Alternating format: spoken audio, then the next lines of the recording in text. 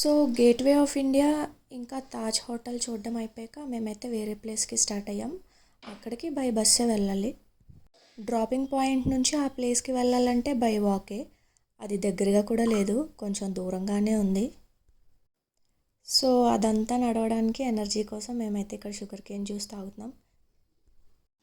అలా హాఫ్ వే రీచ్ అయ్యాక నాకైతే కళ్ళు మూసి నడిపించడం స్టార్ట్ చేశారు.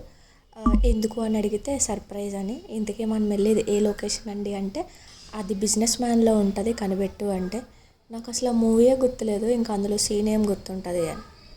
వెళ్ళే దారంతా బుర్ర తింటూనే ఉన్నాను నా క్వశ్చన్స్తోని, ఇంకెంత దూరం, ఏంటి ఆ ప్లేస్, అది ఇది అని. స్ట్రైట్గా నడుపు, వంగిపోతున్నవే. కొంచెం దూరం అయితే ఓకే, అంత ఎక్కువ దూరం కళ్ళు మూసుకొని నడవడం కష్టం కదా ఎంత నడిపించినా. అందుకే నా అంతటి నాకే తెలియకుండా వంగిపోతున్నాను అనమాట. సర్ప్రైజింగ్గా ఉంటుందని కళ్ళు మూసి అంత దూరం తీసుకొస్తే ఇదే నేను రియాక్ట్ అయ్యే విధానం అన్నదని సరే సరే మళ్ళీ రికార్డ్ చేసి రియాక్ట్ అవుతానని యాక్ట్ చేశాను. ఒరిజినల్ రియాక్షన్ అయితే ఇది. ఇది చూశాక అప్పుడు నాకు గుర్తొచ్చింది, ఓకే బిజినెస్ మ్యాన్ మూవీలో ఉంటుంది ఈ సీన్లో కదా ఈ లొకేషన్ అని చెప్పి. యాజ్ యూజువల్గా ఇక్కడ కూడా జనాలు ఎక్కువగానే ఉన్నారు. ఇక్కడ కూర్చోడానికి ఉంది. ఆ సన్సెట్ ఇంకా సీన్ చూసుకుంటూ చల్లటి గాలిలో ఎంతసేపు కూర్చున్నా అసలు టైమే తెలీదు. మేమైతే మంచిగా టైం స్పెండ్ చేసాం.